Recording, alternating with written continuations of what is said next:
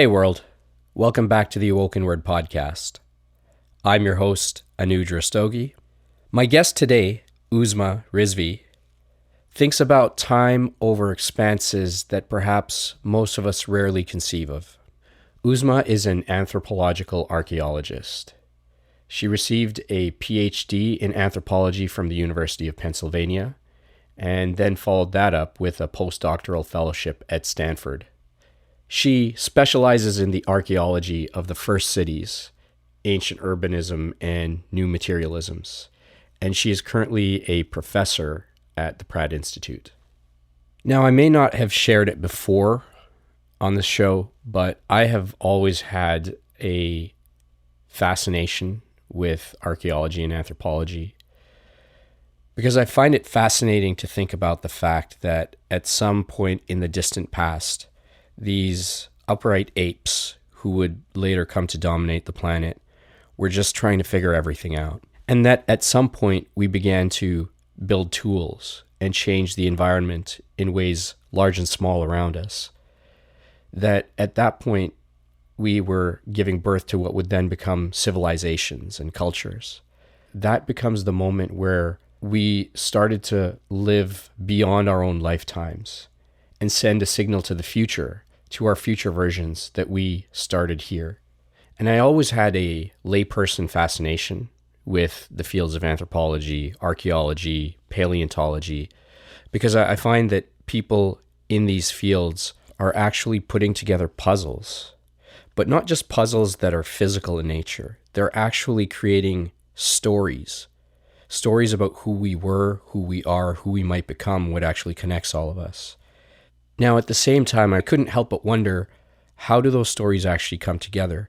Because it's actually not so obvious when you're out there digging through the dirt. Someone needs to piece these stories together. Someone needs to connect those dots.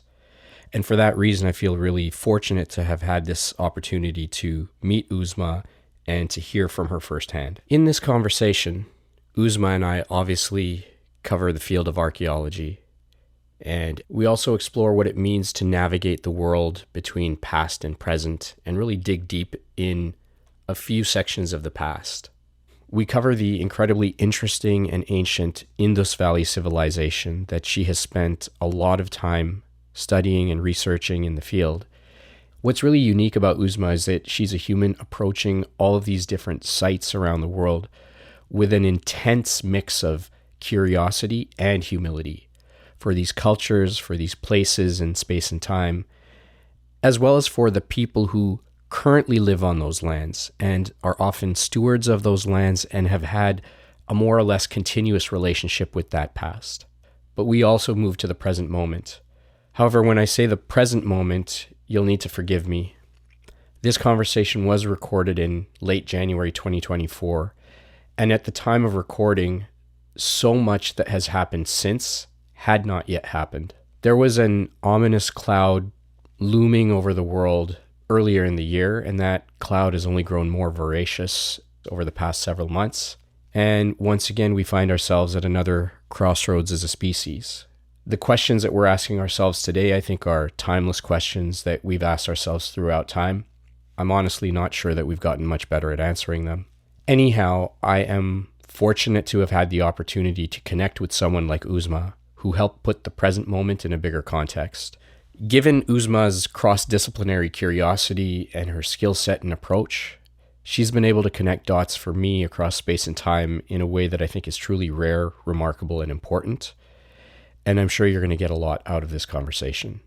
So all of that said, here is my conversation with Uzma Rizvi. This podcast is my humble attempt to bring a full grain of sand of goodness to the beach of human experience. Inspiring. This podcast is my love letter to all of you.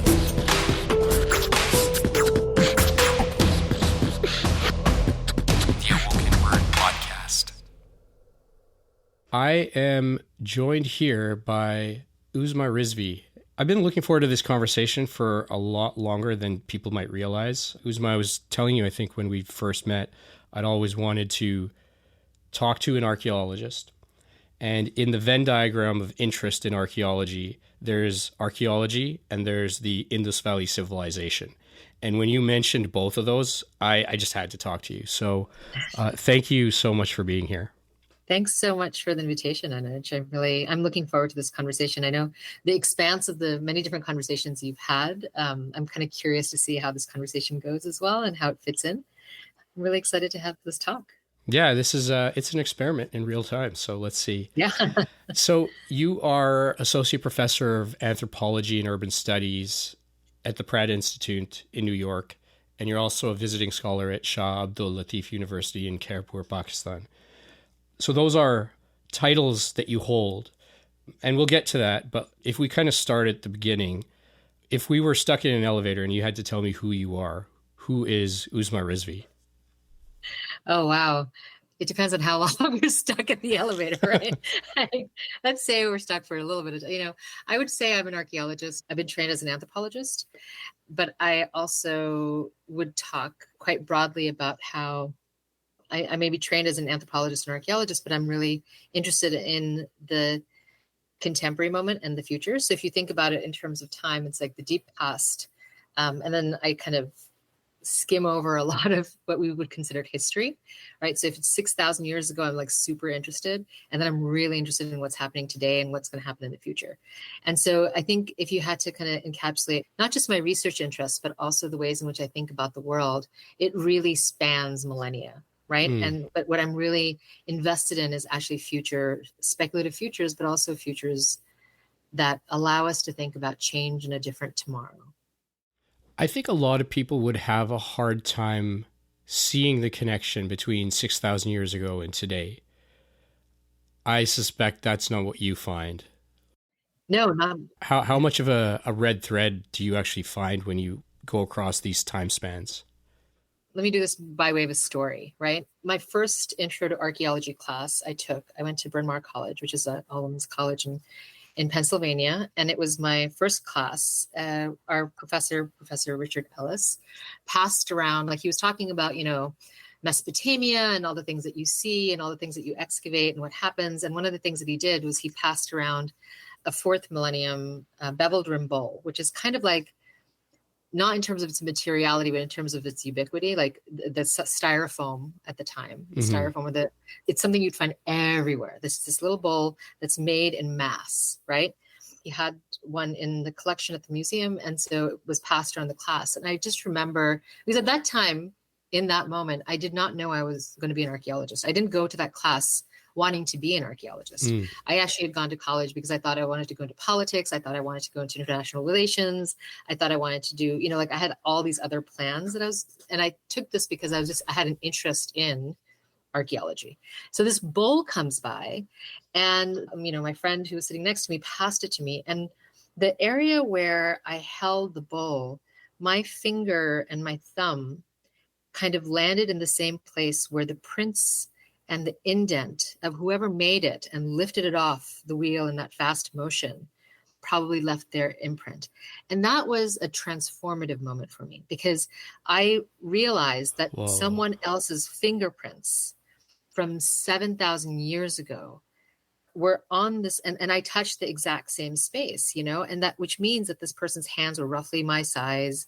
But the fact that they left their trace on this bowl immediately transported me into a time beyond any time I had imagined, right? And I just remember sitting there with this bowl as the professor was talking, and I was just like, what is happening? Like, what is this? And how did this one artifact, this thing that is just so like all over, like you have mounds of this beldrum bowl, right?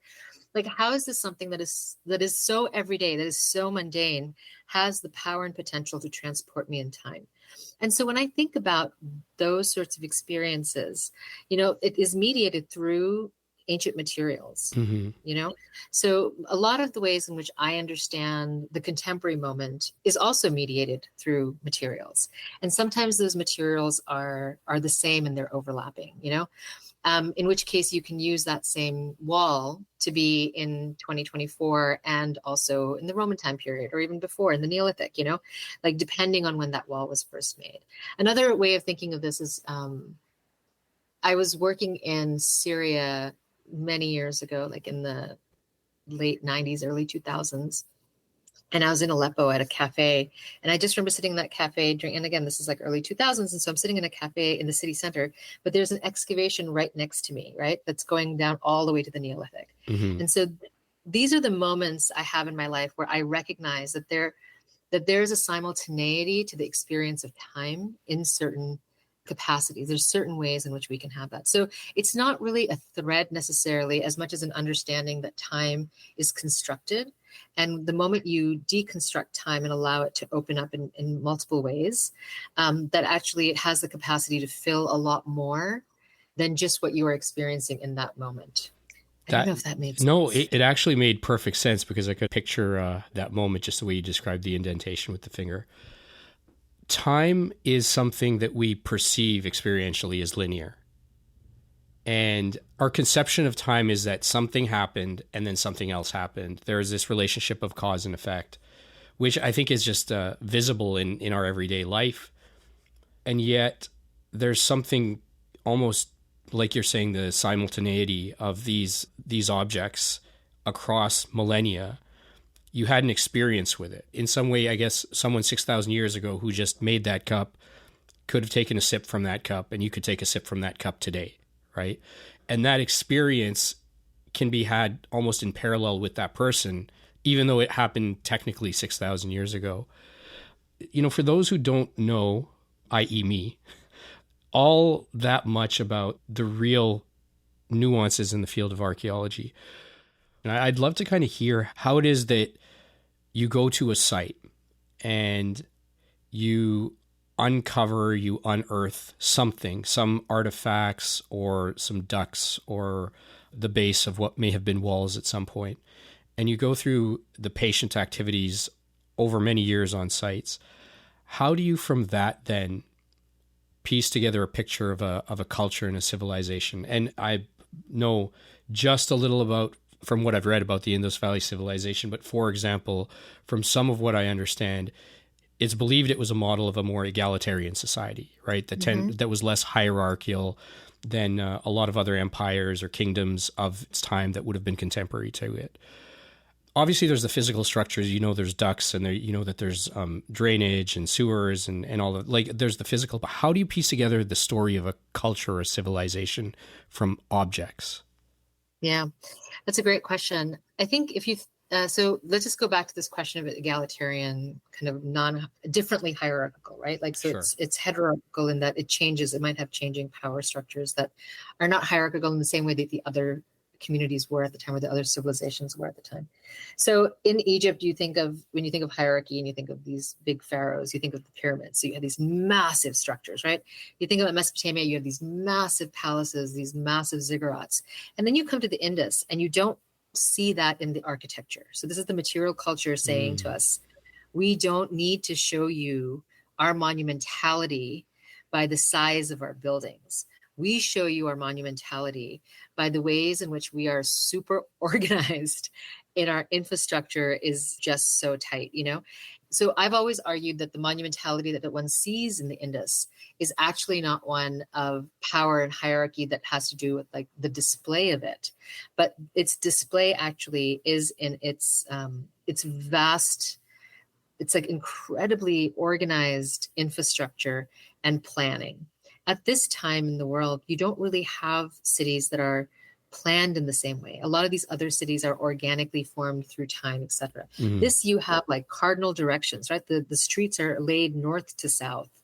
You could, like, even when I don't have a compass, I know exactly where I am, because of just how well organized and proportioned. The amount of standardization that this civilization had was absolutely remarkable. So every brick is made to the same ratio. Right? Wow. Everything is, yeah. I mean, like you look at it and you're just like, where am I? This is absolutely phenomenal. There are wells that, like, if you're living in the city, you are within a few houses of a well if you don't already have one in your house. And they're trash bins, they're public trash bins. There's, so when you think about monumentality and power, or if you just think about power and the ways in which politics and society come together, what we have in the Indus, because we have so much extant architecture still remaining on the surface, you can actually walk through and you get a really good sense of what they valued, right? Wow. And what they valued was this form of standardization, was this form of thinking about the world in relation to the body, right? Because there is this sense when you're there that everything is to scale, to you, right? Which is very different when you go to the pyramids. The pyramids are really to scale to the gods. It's not actually about you at all. And then in Indus, there's a different kind of value of the human scale, which I think is something that is unique. It's also allowed us to then, because we don't have these palaces and ziggurats, we tend to think of this as a more egalitarian or council-based, consensus-based. Right. It's still highly organized, incredibly centrally organized, right? You can't run such an efficient city if you don't have that level of organization. There is so much there. I feel like you answered a whole series of questions I didn't know I had until I kind of heard you walk through that. Let me play this back to you to make sure I'm understanding. You look at, in this particular case, the physical organization and layout of the city. You look at standardization. You look at the relative proximity of homes to trash bins or wells.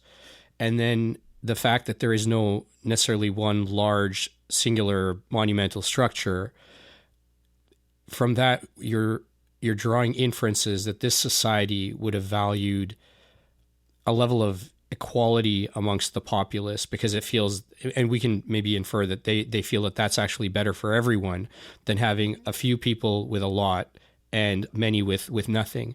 And that means whether it's access to infrastructure, whether it's the ability to move through the city even for trade or commerce or social reasons, or whether it be for even getting access to water. When you describe that, like, I think I just got what you were talking about in the beginning, the simultaneity of the moment. Yeah. I thought instantly about grocery deserts in America, right? Neighborhoods that are in urban sprawl areas that don't have access to supermarkets where, kids can get even fresh produce. You have a civilization today in many places that's built around the car. It's not built to move people around within their neighborhoods. It's built to take them through a vehicle almost kind of by force, right? We didn't need to design it this way, but we did. And when we think about urban planning today and you look at models that are progressive and human-centric, they tend to fall back to the same principles that you just described in That's right. the Indus. So I feel like I just had one of those 6,000 year moments.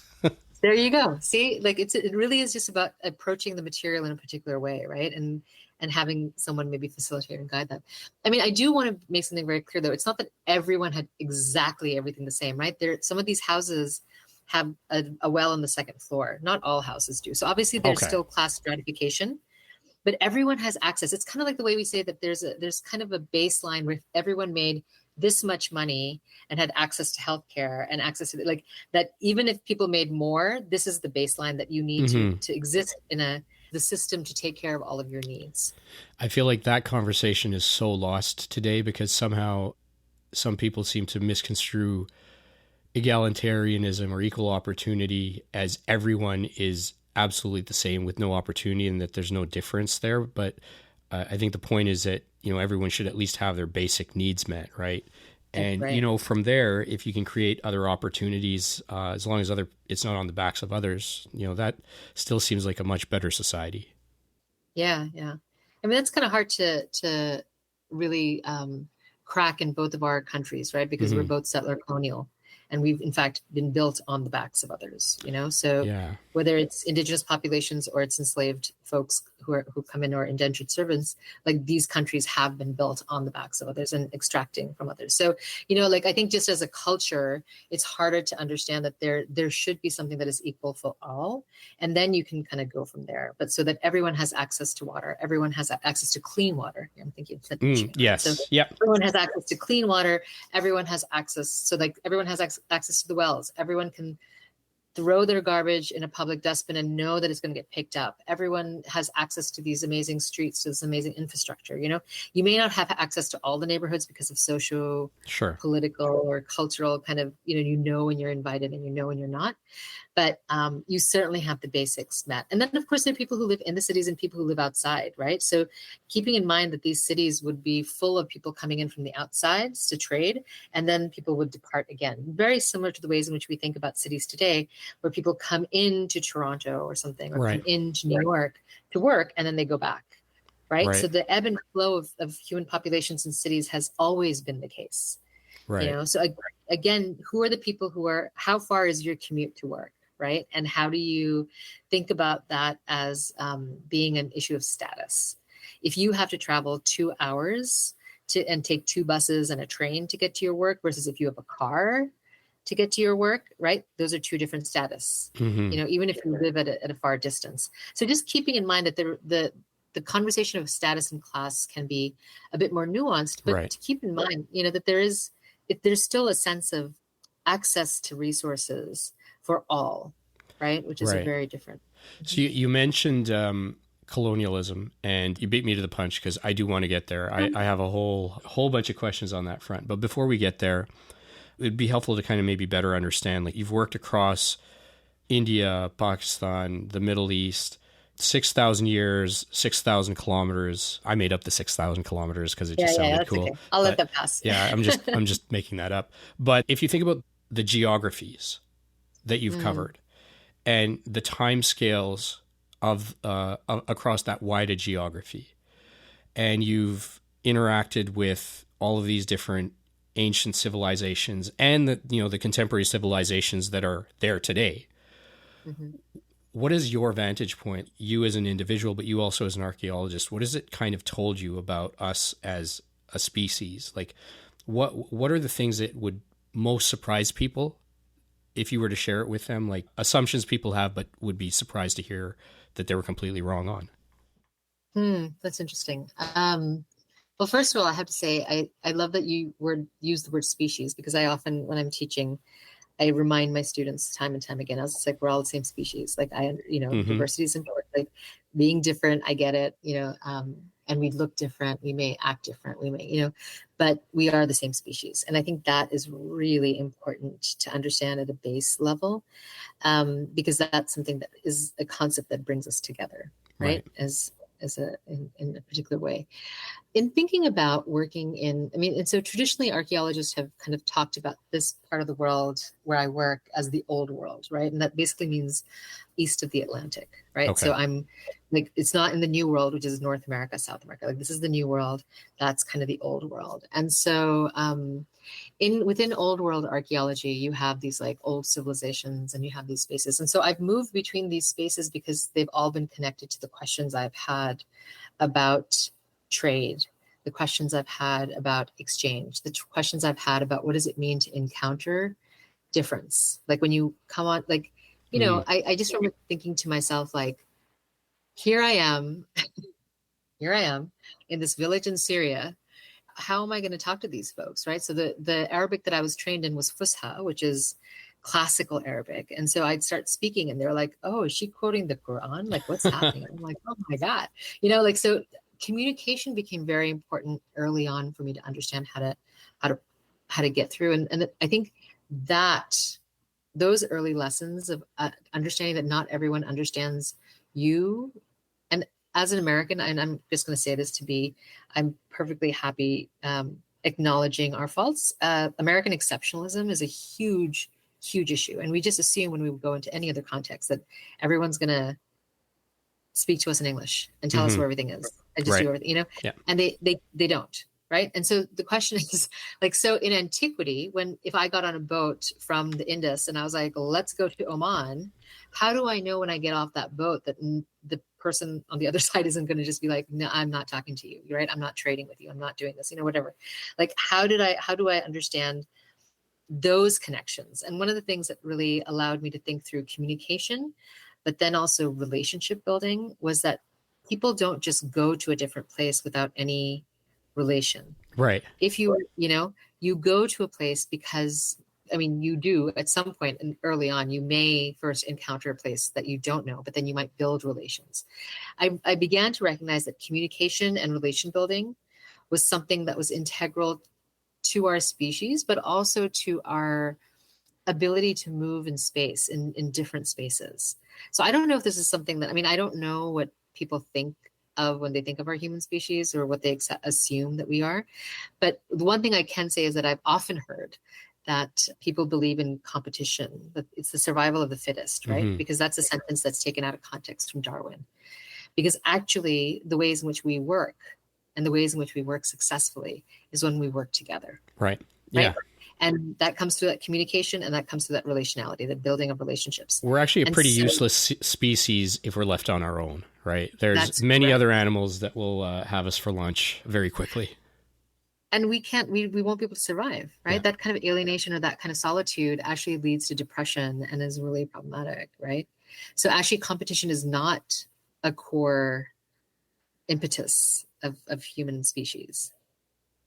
I also love thinking about ourselves as a species, only because I'm late to the party, but I only just, learned in the last few years that at one point, within the last probably million and a half years, there was 10 different human species, right? Neanderthals, Denisovans. I always have trouble with that one, and others. You think of yourself as a species in the context of another species, right? Whereas now when we look at someone's skin color or how they look, we kind of almost treat each other as different species, even though we're all the same.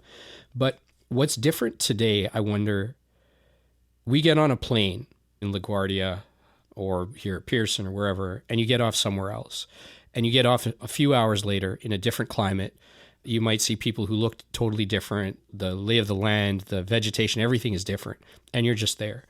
But in antiquity, I imagine, I'm speculating here, I imagine it wouldn't have been such a stark jump. You would have actually seen the gradients in between, right? It's the difference between flying and being on a road trip. You start to see the land change. You start to see vegetation in certain species of plants are all of a sudden no longer there, but it's a gradual thing. And I imagine that when people were going through, trade networks and, this type of exchange, it wasn't that like somebody from one country saw somebody that looked completely different all of a sudden with no forewarning on when something is different. And I think what's different about the present moment, even though we have all of this information, we have access to the internet, we know that all these countries and cultures exist, you get off a plane somewhere else, it's not a gradual process. Boom, you're there. It smacks you in the face. Yeah. I mean, I see that. I mean, and I think there's something to the immediacy and the acceleration of today that is distinct for sure, right? But, if I was on a boat, I wasn't really seeing the gradual change. Right. So I'm going to get on a boat, from Gujarat, from Kutch, right? I get on that boat. And then what if I end up in Uruk, right? In Iraq?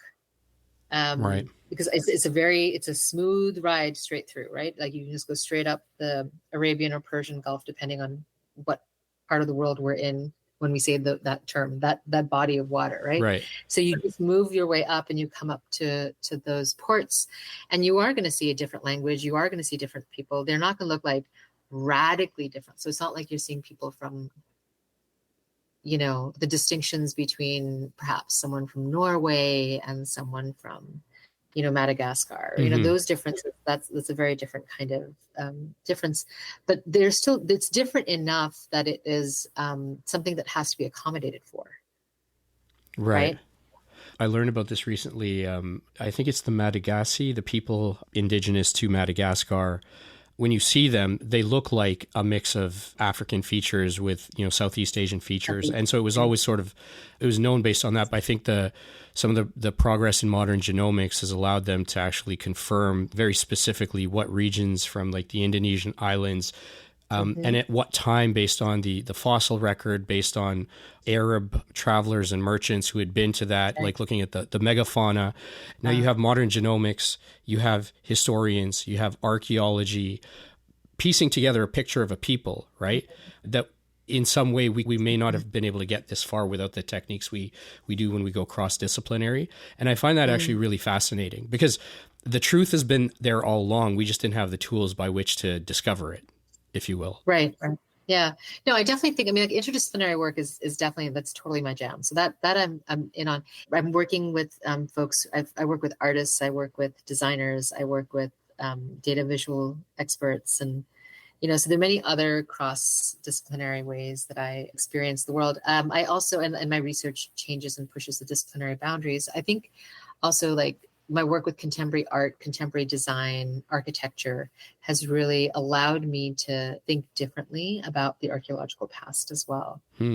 So it's not so much the historian who has been my interlocutor, but because the historian is just so close to what I do. Right. But it's really people who have pushed me out of my comfort zone for me to think about archaeology differently. Interesting. Right. In one of the either interviews or podcasts that I heard with you, you said something that kind of blew my mind a little bit. That you had this realization, and I don't recall if this was at the checkpoint tents in Iraq. I don't recall if this was with the Sarpanch telling you to move to a different part of the land in Rajasthan. But you said something along the lines of the archaeologist doesn't approach antiquity. Antiquity approaches the archaeologist.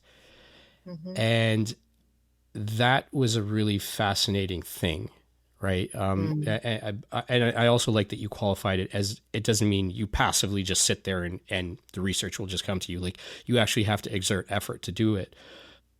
What exactly did you mean by that? Because I think there's something really important in there. You're like, what did you mean when you said this?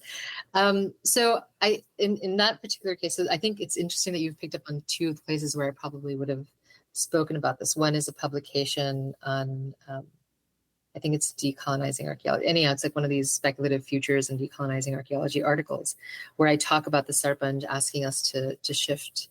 But I think I started with this question of like, how does one, in a colonial model, what we've been taught to do is to go out and control the data and the research, right? The ways in which archaeology has traditionally been taught, the way in which I was taught to do archaeology, was that I look at a map, I do my research, I figure out where things are, and I go and I extract, right? One of the ways in which decolonizing our methods has what it's allowed us to do is really look for the invitation from the place itself, right? So this means a few different things. One is I only work through invitation. So when someone literally a person says to me, please come work here with us. We want to do this, I will come and work with them, right?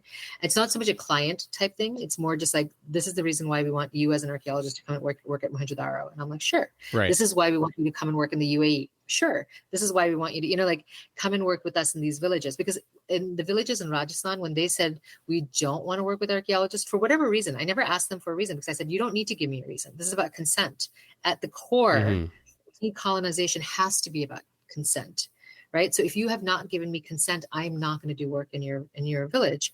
And I would go to the next village and they would be like, we just heard this crazy story about how an archaeologist is going around and actually listening to the village people about whether or not they wanted to do work. And I was like, yeah, that crazy person's me right here. And they're just like, what? And I was just like, yeah, if you don't want me to work, I'm not going to ask any questions. And they're like, even though you have a permit. I was like, even though I have a permit, even though I've got money from, these other things. So for me, the approach, it's this issue of respect and consent of the individuals who are actively the stakeholders of a place.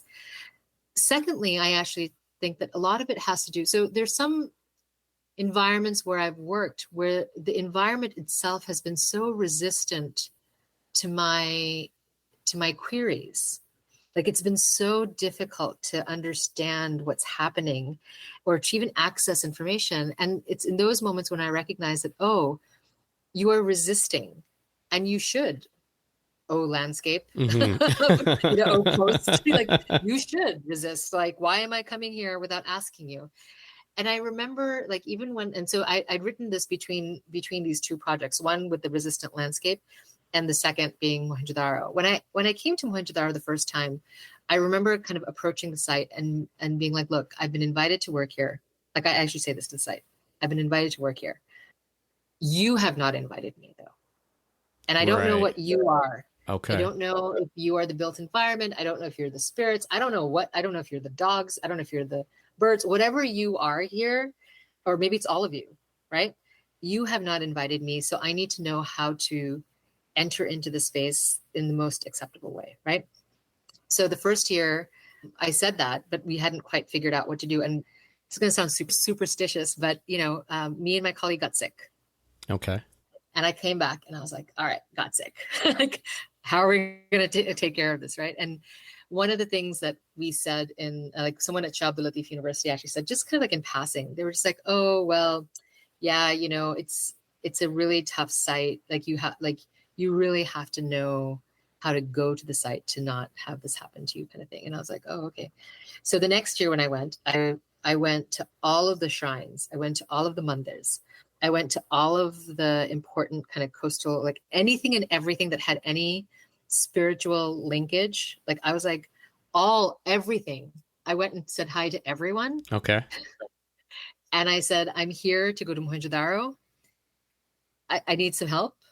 So you all need to like be like, hey, she's legit. She's coming. You all need to figure this out now. I'm here. I just don't know how to do it on my own, and I don't know who you are, and and everyone's like, this is a Hindu temple, and I was just like, yeah, you gotta bring everyone along. Yeah. Like we're all going with this one, Like I've got the saint coming with me, I've got Shiv coming with me, like we're all going, And when I got to Mohenjo-Daro, I remember like anyone who would ask me for money, I would give them 100 rupees or something, because I was just like, you know what? This has to be good for everybody. This cannot just be good for me as the colonial extractor. Everyone has to be, this has to work. Anything and everything that is with me has to benefit from this. And so I don't know if you know in South Asia, like when you have these like stray dogs, they kind of like throw rocks at them and stuff. A dog came up to me and like they started shooing, and I was like, no, don't shoo the dog away. Like, I don't know who this dog is. That dog is going to stay with us. And they're like, are you? And I was like, just humor me.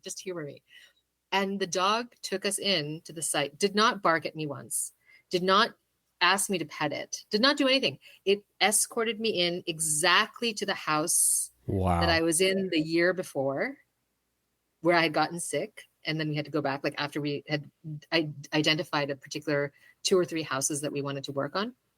He took me there, or they took me there. They dropped me off there, and then they just left.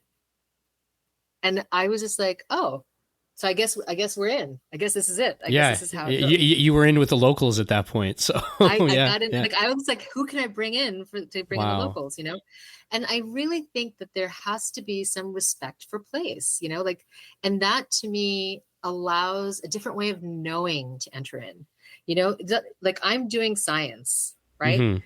But it doesn't have to be something that is devoid of humanity. It's not something that has to be devoid of spiritual understanding of space. That's not even it doesn't have to be my spirituality. Like whether or not how, it's just like recognizing and seeing, like witnessing and just acknowledging.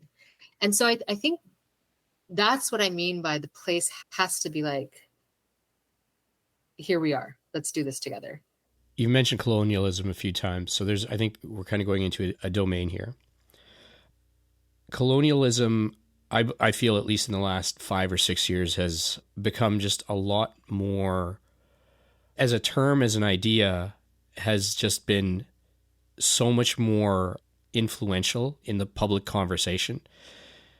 Sometimes I think maybe it gets distorted abstractions of what people really mean. It's become a little bit of a catch-all for things in some ways. Mm-hmm. And colonialism often just triggers a whole bunch of eye rolls with people who are just sick of hearing a lot of these woke conversations. When I heard you talking about decolonizing archaeology, my first reaction to that, and this is just me being honest, was like, how the hell did colonialism work its way in there? And then when I gave myself like all of 12 seconds to think about it, I'm like, wait a second, she's right. The discipline kind of emerges among colonial powers. It has treated, in that window of time, has treated other parts of the world, even parts of itself, but other parts of the world, as a place to just extract or loot from, take what it wants, discard what it doesn't.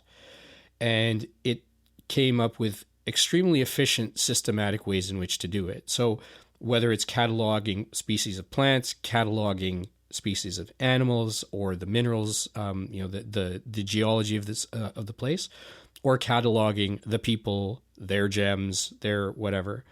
And it seems to me that there was probably as much regard given to asking for consent or permission to the nearest fern as there was to a person in any of these sites at that time. So I think I came to realize what colonialism meant in this context. And yet I think I've heard you talk a little bit about some of the sort of the self-reflection and the challenge that you had kind of early on with like, this is the pedigree of the discipline. What does this mean for me, right? How do I fit into this picture, kind of knowing what you believe? So I'd love to just kind of hear more about what does decolonization mean in this context? What does it mean to you? And why is this such an important thing to think about? Thanks for that question. It's actually kind of like at the core of why I do what I do and what I've been doing for over 20 years. So when I was in the late 90s, I went to India to do some survey work and just to get a sense of like what the world was like and, you know, what kind of archaeology would I do? And my advisor was like, you got to see these museums, you got to go see these sites, you got to figure this stuff out and figure out like who you are or what you want to do as an archaeologist. And I was like, okay. So I go in the summer and everyone knows my advisor because he's this very well-known, very well-respected archaeologist who worked in India, who actually studied in India as well. So he's very close to a lot of these folks. He passed away a few years ago, but everyone still, like, everywhere I went, everyone still knew him, right? Even now, people know. Like, I go there and I'm like, oh, yeah, student. They're like, oh, yeah. But he's like a 6'4" large white man, right? I am not, turns out, a 6'4" white man. I'm actually not a white man at all. Right. And so when people encounter me, their response to me is not the same as the response they have to my advisor or to any of my white male colleagues. Right. So it became very clear to me the moment I had to go on my own and figure out that it didn't matter what I thought of myself. Right. It didn't, like, some of the privilege I was able to carry because of my blue American passport. Right. So I had some privilege there. But what became very clear to me is like their first question for me was often, do your parents know you're here? Why aren't you married? And I was just like, I don't think I've ever heard them ask any of my male colleagues these questions. So we have a gender component. We have our, racialized component. We have and I was like, there's something very different happening here to me, to my body, that is distinct from all these other bodies who have written the methodology of archaeology, which means if my body wants to do archaeology, this methodology isn't going to work for me because, in fact, it hasn't been written for me. It hasn't been written from my vantage point. It hasn't. Right. What is that methodology? So first I went back and I looked at how are we taught to do archaeology and why didn't it work? Like, this is literally like a manual. Like, this is how you do work, right? And I was just like, I'm trying to do work the way my manual says to do work, and I can't do it. Partly also because, if an old auntie would come in from the village and she'd stand there and be like, you've been working here and you need to eat. I'd be like, no, I'm fine. I have granola bars. I'm fine. And if she insisted, I couldn't say no because I saw my community in her face, right? I saw her in my body. Like, I knew her. And I was like, this is so disrespectful. Like, I cannot be this disrespectful. Like, I can say like, no, auntie, please, you do a little bit of work, just a little bit more work. Okay, I'll come in a little bit. And then I was just like, okay, I'm going to come. And then I, from that day onwards, I was like, I know exactly what time she's like, I'm just going to bring you your lunch. And I was like, we can just sit together and we'll just have lunch together. And that's totally fine. And I just changed the way in which I worked to accommodate respect, to not be like, no, I'm working. Don't disturb me. Right. I'm sorry. I can't come. Which is what the American would have done, right? The one who says it has to be efficient. It has to get done this way. What's interesting about that is it seems, if you kind of look at the arc of history, I mean, particularly the whole European colonial project, it seems like much of the world, maybe we can call it the global south, the global east, whatever we decide to call it, but much of that, some part of the world probably got to a point where it had just accepted that at some point Europeans were going to come and poke and prod. And that was just a thing that was happening. And people who looked like the people in those places weren't necessarily yet doing this. And I wonder if there's this idea that you kind of have to be separate from your subject. Part of science, at least as I understand it, from practitioners, that you're trying to be objective, right? You're trying to actually get to the truth, which means you're trying to actually mitigate some of that subjective proximity to the thing that you're actually studying.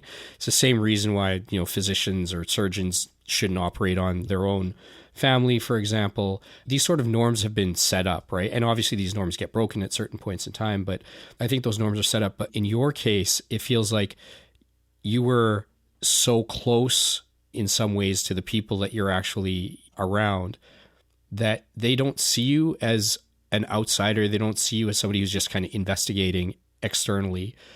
And it's not the same exercise to them at all, right? Like they can't send you away knowing that you're just going to eat a granola bar, right? Right. And so I don't know if by one dimension, it feels like that's probably, maybe this is the wrong word to use here, is probably polluting the science. But I think that path of scientific inquiry is actually the thing that's broken, if that's the only way that you can do it. I don't know if that made sense. It makes sense. It makes sense because you're still holding on to the belief that there's something called objectivity, right? As a scientist, I can tell you that we are not objective. We are human. And the moment you are human, there's nothing objective about what you're doing. You can say that every time I drop this pencil, it's going to fall. That's fine. That doesn't mean you're objective. That means it's just the same thing happening. Right. Right. And so I think one of the things that makes archaeology beautiful and generative and really exciting for me is to just let go of that conversation that has to do with objectivity or subjectivity, because I don't want to make anyone my subject, because that is an othering, that is a distancing, that is about me putting someone or something under a microscope. That's not actually the purpose of my research, right? That might be the purpose of other people's research. My research is really much more, and my interest in the world and my curiosity about the world really is much more about what is actually happening between us. And when I say us, I don't just mean me and this auntie who was trying to feed me, this auntie and these stones that I was trying to draw, right? The landscape I was in. This was her landscape. This was her backyard. She knew exactly. So when I'd pick up a shirt and be like, I'm looking for others like this, she's like, oh yeah, you can go here. We can go here. We can go here. I know exactly where all the sherds are. So to say that she did not know the archaeology of the region is not correct. She knew the archaeology of the region, but it's how do you live within that archaeology? How do you understand that to be part of your life and not something different?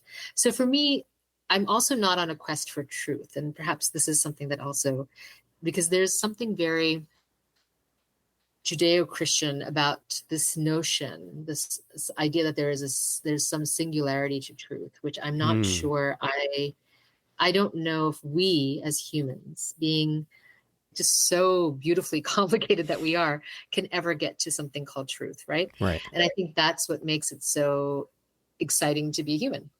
And I think that's perfectly fine. I'm absolutely happy with the uncertainty of not knowing what truth is. In fact, I would be very worried if we all found truth, right? Or found the truth about this site. Because the reality is that the experience that I have at the site, or the experience that even right now, Anuj, like you and I are going through an experience. Your experience of this, it's the same experience, but it's not the same experience. Right. Yeah. Right. I'm experiencing this in a very different way. You are experiencing it in a different way. So what is the truth here? The only truth we can say is that an event happened. Right. Right. But what happened? You made this point, I heard again in one of the conversations, about the subjective experience of photography. I've been dabbling in photography for years, and I hadn't quite thought about something that it was another point where I was like, huh? You said that the language of photography is violent. But then you went on to make your case. I'm like, holy shit, it is violent. To shoot a photo, to take a photo, to capture a photo. These are things that you do with wild animals that have, gotten into the village or something, right? Like these are innocently used in the context of photography. Something becomes a norm. Yeah. Yeah. When we use this language, like we've always just heard this language, we don't think too much about it. This is another parallel, but there's this Indian comic who has a stand-up special on Netflix named Gun and Gill. And one of the jokes that I loved, and it's such a childish joke, but he was talking about cows in India and how, the cow gives milk. And he's like, what the hell are you talking about? The cow doesn't give us milk. We take milk. It doesn't just show up at your door and just, like say, hey, look, here I am. You're out of milk. Wow. I'm here. Let's do this. That's not what the cow is doing, right? And as silly as that example is, it was another example where I felt like, okay, the language that we're using, even if it's innocent, it kind of carries something with it, right? So, and in that subjective experience, it kind of made me think that, like, you know, when you take a photo of somebody, do you always have their consent? Do you always have their permission or not? Because you're taking the photo, but they're kind of giving something of themselves to you, right? And I know a lot of, or at least I've heard that there's certain African tribes that were really reticent to photography, right? Because they felt like you're taking a piece of their soul. And at first that seems like kind of a preposterous idea. But if you really think about it, that image, especially today, is now up on the internet somewhere in perpetuity, can never get taken down. And that person's image will be associated with whatever was happening in that particular scene, out of their control. Yeah. You know, it's really interesting because I think about this whenever I think about images. One, the capturing of the soul, for sure. Like, those are, you know, we have historical ethnographic accounts of individuals standing in line crying and mourning because their soul was going to be taken when they had to go and get the photograph taken, right? So there's this sense that there is a link between representation, image of self, and body, right? And it's interesting because if you look at ancient Egypt, especially in the Middle Kingdom, there is a very clear sense, at least this is what we understand from the text, that the body is not just the physicality of our body, right? The body is also the representation of our body. And so if you have the body of the king represented somewhere, or the body of the queen, represented somewhere, or body of yourself represented somewhere in a funerary stela, that's actually a representation of you. That's actually you. It's not a representation, it's you, right? So you'd see these Middle Kingdom tombs with a lot of wooden carved individuals, either as a scribe or as someone who's walking the herds. You'd have these herds. So all of these wooden sculptures, these small wooden figurines, would be placed in your tomb because they're representations of the real, which means they exist right there, right? So it's not that, so to be able to step away from thinking of the limits of what we think our body is, and to recognize our body as being our shadow, our body as being our aura, or our smell, our body as being our representation, then you begin to really expand the notions of what body is, right? Or what even human is, or how one understands. And that's when these things of like, if someone were to take your image without your consent, that is in fact taking the body. Right. Interesting. I'm curious from your perspective. Again, I realize very quickly how little I know about specific fields, and I keep getting myself in trouble with conversations and questions. But you've studied ancient urbanization. We talked a little bit about your relationship with imagery and contemporary art, and perhaps we can just talk about that a little bit more too. But where do how do I ask this question? There's a certain timeline, I think, as I understand, that many archaeologists have for certain civilizations in human history. But then we discover something new, and it has the potential to upend prior assertions. So I'm curious, like a site like Göbekli Tepe, which I think from the carbon dating is something like 12,000 years old, or something along that line.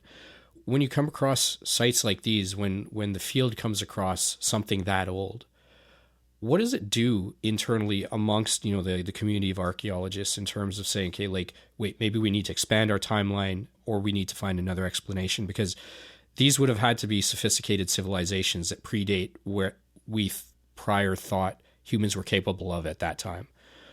I don't know if the question is clear, but I'm really curious as how we navigate finding out something older than anything we thought could exist. Right.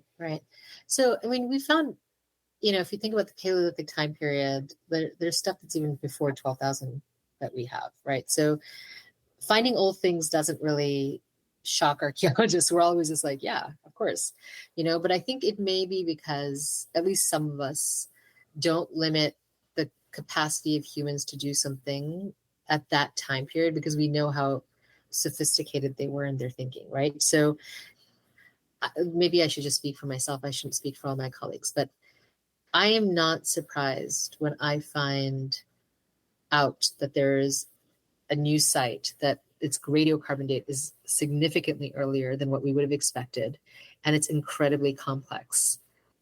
And I'm just like, that's amazing and fantastic and absolutely correct.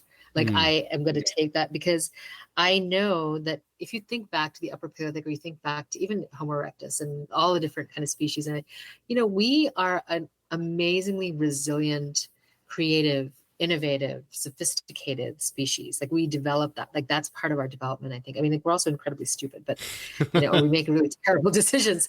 But like we also are remarkably adept at understanding how to be efficient in what it is that we need at that moment, based on whatever culture is emerging in that space. Like I don't know. I'm just going to say it because I think it's fascinating. The cockroach hasn't changed its evolutionary form in, millennia, because it's perfect, right? It figured it out. And I think that I find that to be so fascinating, that there was a species that figured it out so early, right? Because we're still figuring it out, right? But then I was thinking to myself, like, okay, but it stopped then, right? So if growth stops in one place, you actually want to be part of a species that is constantly changing and unsure and experimenting and everything, because you then continue to change and grow. I love cockroaches. I have nothing against them. Sure. I'm just saying that as a different species, initially what I thought was a flaw of ours, or something that hadn't quite resolved itself, I was just like, well, actually, this allows us to grow and change. And we've always been sophisticated. We've always been thoughtful. We've always been like, there's this notion of like the caveman. I'm going to say something really silly, and just, I really apologize to everyone. It's all good. It's all good. Okay. I don't know if you all have Geico, the little gecko. The little gecko. Yeah, right? yeah. So before the gecko, there used to be this whole series of, even a caveman could do it, right? Yeah. And I was just like, why would you say that? Because they were actually incredibly smart, and their ability to survive in a time of like massive, like the sloth was a massive animal at the time, right? Yep. So you're talking about megaflora, megafauna, and these little critters we call cavemen figured it out. Like that's not something you can do. Like you really have to have the smarts to be able to do that, right? So this notion that we have that somehow the further you are away from us in time, the less sophisticated or smart you were, is just our hubris. Yeah. Especially post-modernity and post-industrialization. But they couldn't get 15% off on car insurance, so they couldn't. Right? They couldn't. It took us to make that happen. Yeah. So it's the arrogance of man that we think we've figured it all out at any point in time. Most modern day humans, there's obviously exceptions, and it'll vary by where you are and culture and upbringing, but most of us wouldn't survive like a week in the conditions that any, even early Homo sapiens did, or Neanderthals.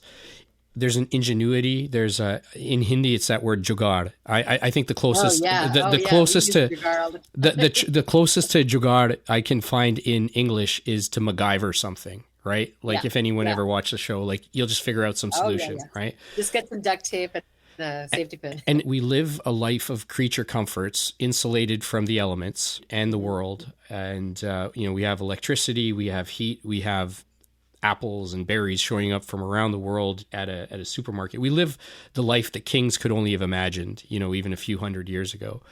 And we think we've kind of got it all figured out, right? Like we're kind of at a pinnacle. And that's just, it's an arrogance that, and I think it's that same arrogance. Here, watch for the very smooth pivot here to the present moment. You mentioned something about us being really stupid, and I can't disagree with you. Like, I look at our moment today with everything that we've learned and everything that we know. By many measures, we're the most powerful our species has ever been, at least as far as we're aware, right, on the planet, in terms of our relative command over nature, the ubiquity of information, the technological progress. And yet, and I use this crude phrase a lot, like, we're still more or less the same bags of meat that we were 250,000 years ago. I mean, cognitively, we may have evolved a bit, but our biggest evolution has been, at least in my humble opinion, has been culture. And the book, allowing us to offload human knowledge, like external to the human. So we have all of this at our disposal, and yet we still do stupid shit. We're still in the middle of wars. We're fighting a weird kind of tribalism within countries and between countries. We're putting up a pretty big challenge against the environment. When you look back at history, and when you look back at these civilizations you study, have we lost something in terms of our understanding of the fact that we're actually at the mercy of each other in the world? Have we lost that along the way, or is this a recurring theme that you may have seen across human history? I mean, certainly genocide we've experienced other genocides before, right? So that has happened within the historical moment. We can certainly find examples of that.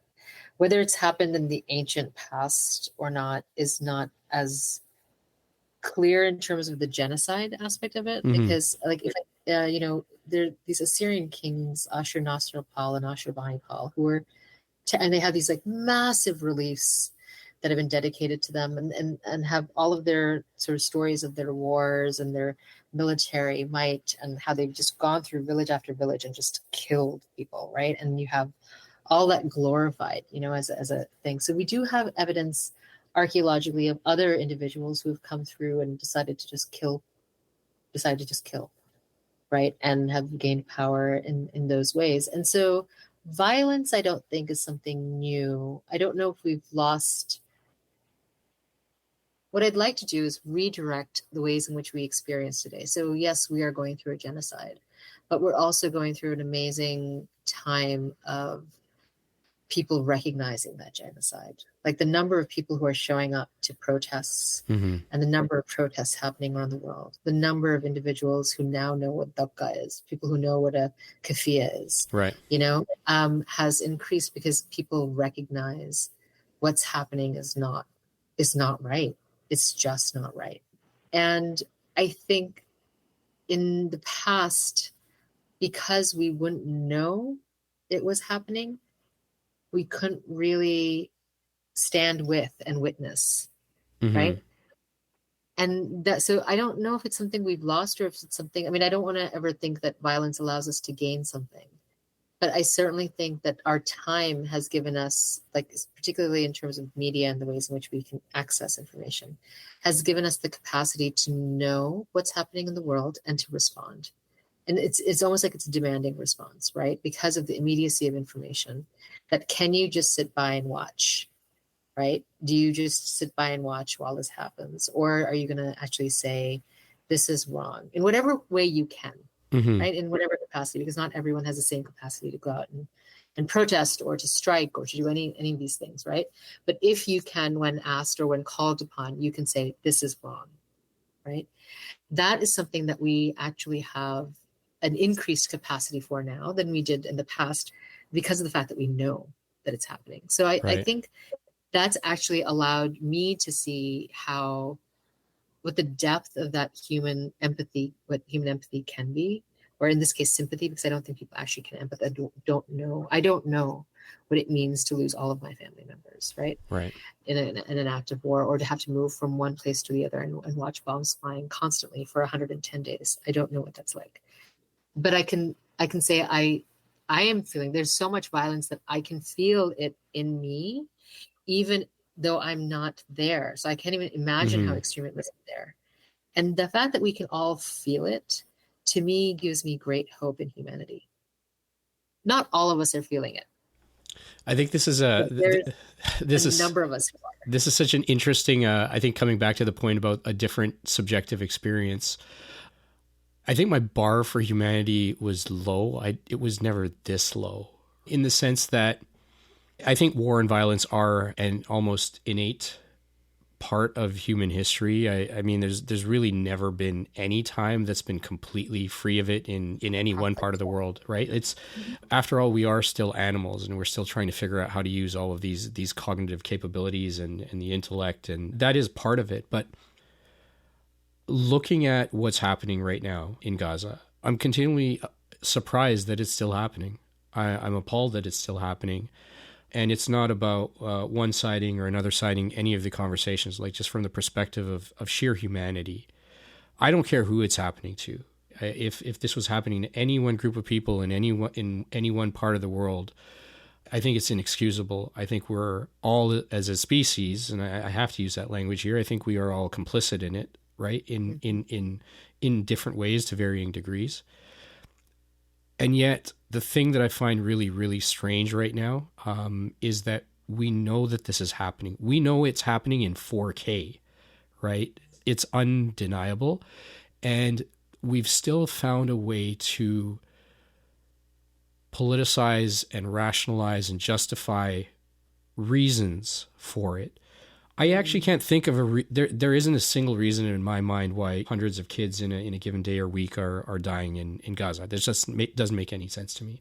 I feel the same way about any conflict. I mean, there's been many conflicts in the Middle East. You know, lots of people died in Yemen, lots of people died in Syria.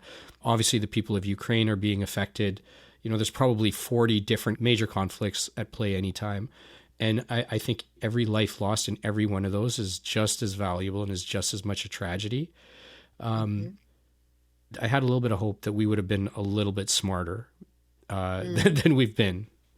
Yeah, no, I mean, like, I think you're right. The conflict is certainly a part of who we are and who all, like, it's not just us, like all living things are, you know, there are ways in which that conflict or thing happens, right? So but I think it depends on what we focus in on, right? So, and I'm not trying to like be all Pollyanna about this war. It's not even a war, it's just this genocide, right? Like I'm not being super like, just like, yay, we're all human together, because it's terrifying. It's terrible. And as you said, I don't care who this is happening to. This should not be happening, period. Right? Like all life, whether it's Ukraine, it's like, when you are put into a position of war or of conflict, all bodies that are in those positions are at risk, and all bodies in those positions should have the option of life, right? Like that to me is just something that is a given. So yes, all of that is happening. But if I think only of the negative, not just the negative, but the lowness of that bar, it doesn't give me the space to maintain hope or change. Right. And one of the things that I found, like there's an abolitionist, Mariam Kaba, who's written this really great book around We Do This Till We Free Us, I think, or something like that. I don't know if I got the name of the book correct. But towards the end in the book, there's this chapter about how does one keep up optimism and hope when you're an activist, right? And how do you keep going when you are up against this immovable structure, but you keep showing up, right? The prison system is it seems like an immovable structure. And one of the things she says is that, you know, you have to remember, and I think she was quoting someone who she had spoken to about this, and they had said to her, and she kind of paraphrased, that hope is actually a practice. Hope is a discipline. You have to really think about, how do I actively get up every day knowing that this is happening, but hoping that there can be something different in the world, right? And that is an active, intentional strategy you have to engage with if you want to see that change happen. Because if you don't, you're going to get, it's too much. It's just too much, right? Yeah. And the bar is just, there is no bar. It's so low, right? There's like, they've just gotten rid of a bar. Like there's nothing that there's no metric that allows us to measure the enormity of what is happening. And so for me, words like that and concepts and ways of thinking that are linked to questions of hope, that are linked to questions of love, that are linked to questions of acceptance, right? And some of this is kind of like, you know, I'm not saying I'm accepting the violence. I'm saying I'm accepting that I'm in this position where I have to witness this violence. Right. And now what am I going to do with it? Right? Like, how am I going to move forward? How is my work that is about archaeology even going to be relevant to this? Right? And then what am I teaching in my classrooms? You know, my students, we were talking just yesterday about the concept of ruins and everything. Like we're talking through, I teach a class called Ancient Cities and Ancient Bodies. And we were talking about ruins, and one of my students was just like, how can we even talk about ruins without talking about Gaza? Right? And what does it mean to be completely decimated and erased? And I said, well, you know, the depth of genocide is not just the superficial building structure. Like the censorship of artists, the censorship of intellectuals, the targeted killing of journalists, and like there is a deep erasure that they're engaged in, you know? And so I think the capacity to be able to speak truth to power, but also to witness, it's a big burden. But I think that's actually where our work is, if that makes sense. It does. To be fair, I think a hopeless optimist generally in most circumstances. It's one of the lines in a poem that I never actually finished, but was half full or half empty. I'm asked of this glass, what difference does it make? We hold it in our hand. Right? Like at the end of the day, these are circumstances that we, and I mean we as a global collective, right? Control, right? These are not things. These are not acts of God, you know, quote unquote. These are not kind of above us. These are things that we can, quite literally, with a switch, we could decide that life goes on or it doesn't. And I think it's incumbent on all of us to kind of be part of that. I mean, I understand why people do turn a blind eye out of despair, but that's just not the path I particularly choose. And that's partly why I want to have these tough conversations. I guess in this moment, I mean, I see so much talk about the semantics. People will find some semantic difference, but what we can all agree is that through a very clear set of actions, thousands of people are being killed, right? Yeah. It is killing people en masse. I mean, whatever someone decides to call it or not call it is an unnecessary technicality. And so I think it's really important for us to be kind of grounded in this moment.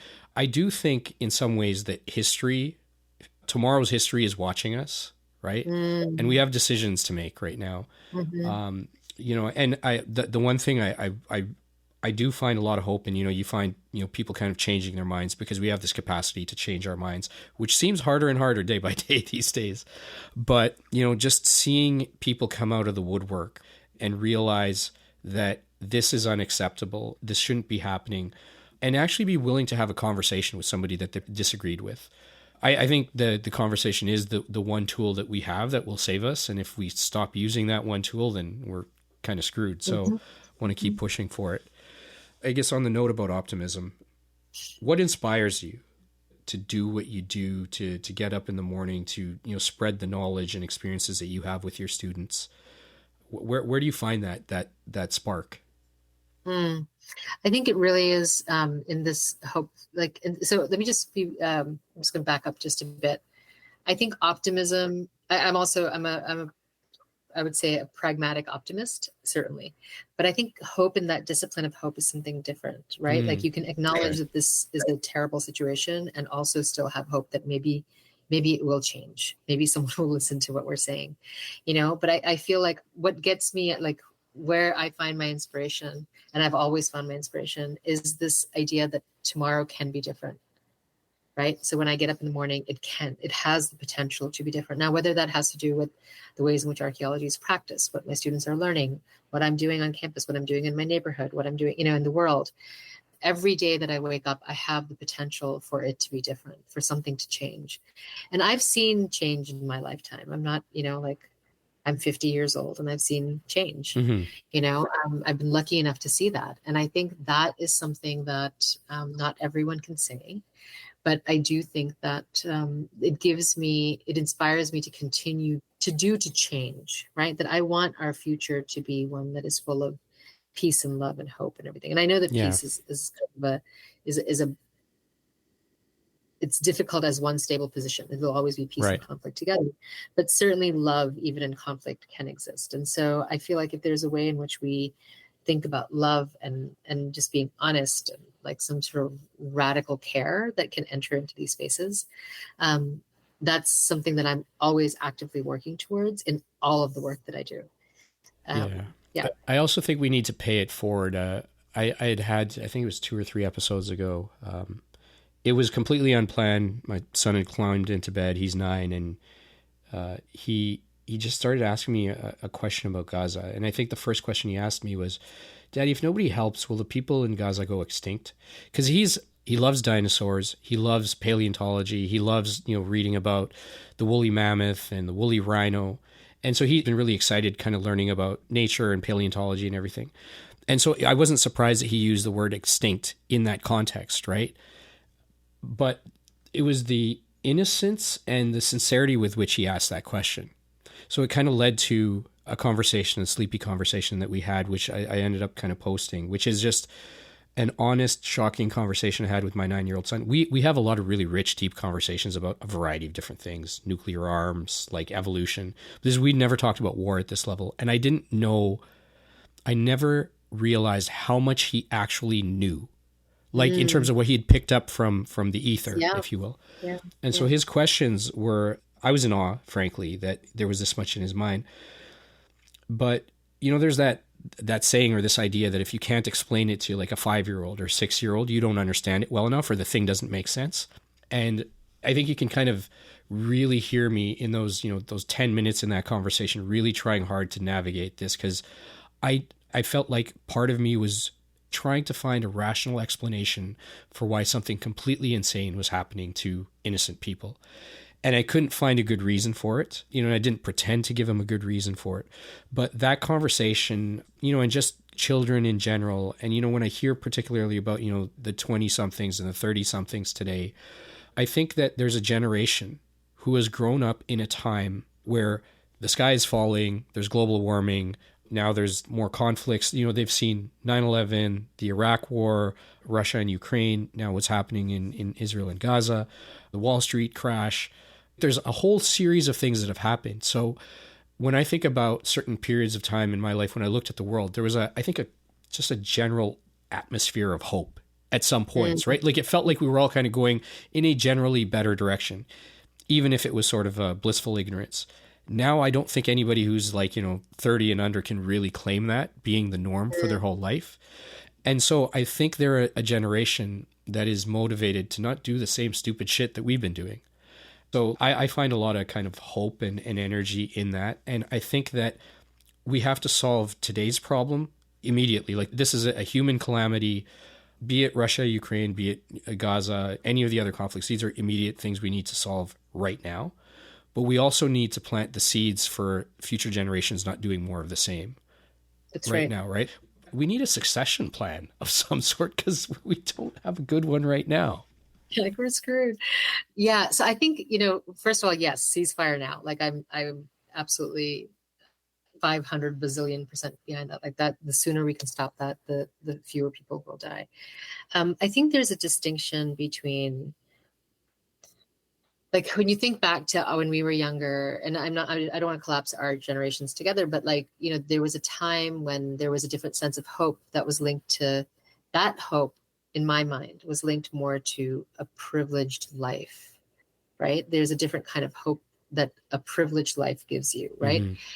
And I'm not thinking so much of hope as privilege. I'm thinking more of hope as resilience, right? That hope is actually something that allows you to continue to stand in the face of a violence that you cannot stop, but all you can do is continue to say, stop. Mm-hmm. Right. And those are they're just two different parts of what hope can be. Right. I don't think the hope that I'm actively practicing or thinking about as a discipline is one that is about privilege. It is actually about survival. Right. No, that makes a lot of sense. I mean, ultimately, again, in the language of a species, that's what the species, I think, collectively is aspiring to. We actually want to survive. We want to procreate. We want to be able to kind of continue on, whatever the reason or motivator for that may be. Like that is, it's built into us. You've been super gracious with your time, but I'm going to get a little greedy. I do have one more thing I would love to just pick your brain on. All right. We chatted a little bit, I think, last time when we spoke a bit about where AI is kind of coming into your orbit in the classroom, in the field. I'm just curious to hear your perspective. Where do you, your students, your field cross paths with AI, and what are you kind of taking away from the moment that we're finding ourselves in right now? Yeah. I mean, I think there are pros and cons to everything, right? So not knowing the extent to which AI can benefit or damage us, I think is just acknowledging that uncertainty. I'm not one to shy away from technology. And I think that there's a lot of machine learning that has already done interesting things for archaeology, right? So there are ways in which you can take a drone image of a particular archaeological site where you have ceramics and everything else there. And if you apply machine learning algorithms to it, the algorithm itself can identify how many sherds there are per, like, so there are ways in which it's already being used archaeologically, like just to collect data, to figure out survey. And it's nascent, it's still new, but it's kind of an interesting mode of thinking through what AI can do or what machine learning can do, and how we can think about the amounts of data we will be able to go through, right, is going to be kind of phenomenal if we utilize AI in that way. Now, those are all kind of abstracted from human experience necessarily, because it's all like materials that are on the ground, or ways in which we think about geography, or ways in which we think about the archaeological past. I think there's something exciting and wonderful about letting go of the control of creativity, right? I think that rather than thinking that the human is the only genius, to think about what happens when you allow it to just unfold into all of its own things, like, because AI will do what it wants as it wants, but it's somehow algorithmically linked, somehow not. So that's one aspect of it. Another aspect of it, like, I think because it's still so young, it lies all the time, right? It just lies all the time. And so it's an incredibly unreliable narrator, but that's also oddly very human, right? Yeah. And so if we approach it as being a truth or reliable because it's a computer, then that's our fault. Like, we should know not to trust it in that way. In my classrooms, it hasn't really been such an issue, because so much of my class is about, like, even if they're writing papers, they're working on it throughout the semester. We're working together. I know these students. I know what they're thinking. I know what they're doing. So, and there are different gradations of AI when you think about research papers. So, for example, I think Grammarly is a type of AI. Right. Yeah. And students were using that. I think the issue is going to be when they stop doing research and just depend on an algorithm to do research for them. Then they're losing a skill set, right? So for me, as long as people know how to do things, you can play with it. My students, and all of them use it. They all use ChatGPT, for example, right? That's like one of the most ubiquitous things that's used in undergraduate education by the undergraduates themselves. The range is from, like, I need these citations, to I have these 3 ingredients in my fridge. What am I having for dinner? Like, what can I make? Right. And, like, actually, many of them have actually often said that it's either things to do, especially when it comes to dinner time. Like, I need to make this much dinner, but I also need to get to the movie by this time. How can I arrange my time or something? Like, these kind of random things that I would never have thought to ask ChatGPT for. Right. So to me, it's kind of a different way of life and living. But these are also individuals, I'm recognizing, who have grown up in a time when they were born with the phone in their hand. The phone came, like, I was an adult when I got a phone. It's just a different experience.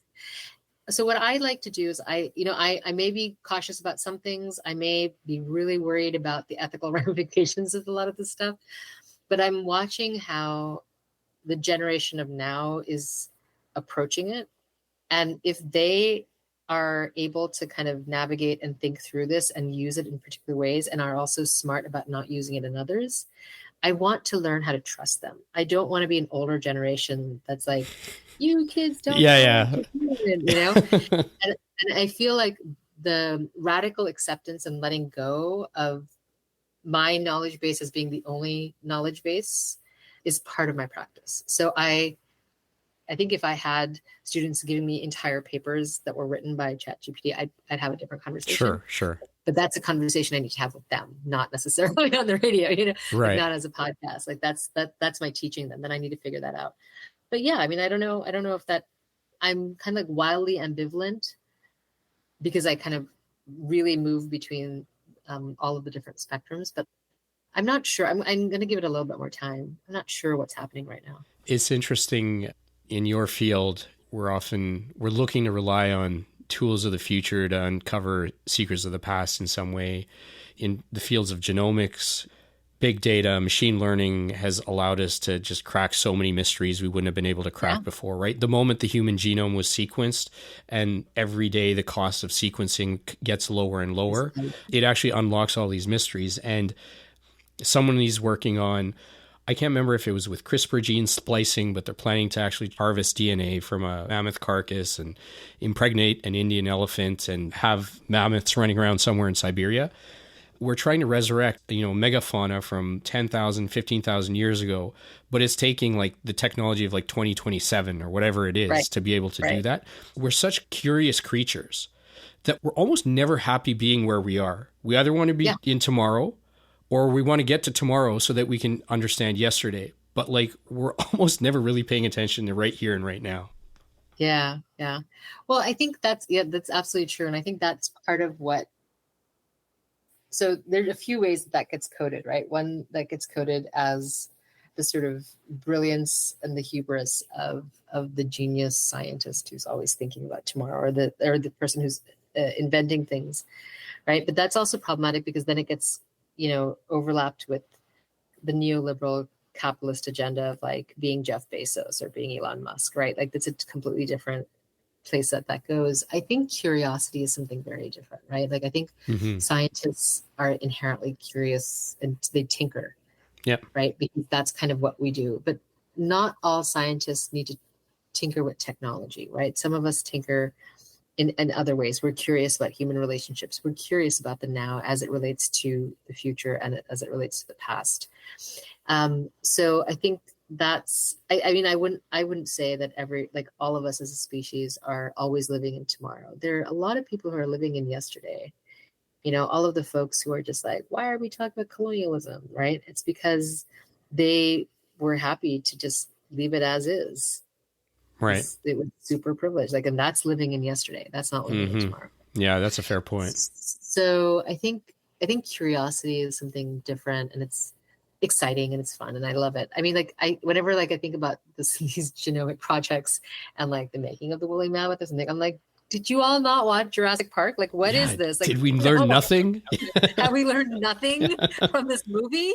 Like, why are we, So, but that's it. Movies are not as far off as we think, right?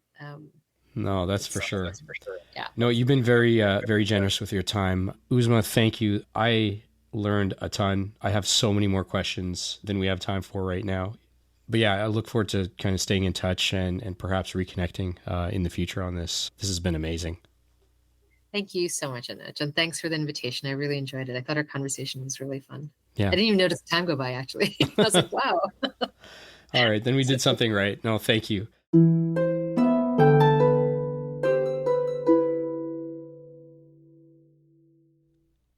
You've been listening to the AwokenWord podcast, or at least I think you have. Or maybe it just came on and you left the room, and right now I'm talking to no one. But on the off chance that you actually did listen to the entire episode and you liked what you heard, there's a lot of ways that you can support AwokenWord. First of all, subscribe to the podcast. We are available on all major podcast platforms, Apple Podcasts, Spotify podcasts. And of course, all of this content is available on our website at www.awokenword.com. You can also connect with us over social media. On Instagram, we are at AwokenWord Podcast. On YouTube, Facebook, and X, formerly known as Twitter, we are at AwokenWord. If you've liked what you've heard, tell your friends, tell your parents, tell your siblings, tell the crazy half-naked guy in the apartment across the street, tell your pet iguana. However you see fit, spread the word. Like many others, we're trying to build a better world through meaningful conversation. And if you'd like to discuss any of the topics or the conversations that we've had here in your own podcasts, please feel free to do so. If you have questions, if you have recommendations for new guests or new topics, definitely do reach out. As always, thank you for listening. Until next time, this is Anuj Rastogi. Peace out.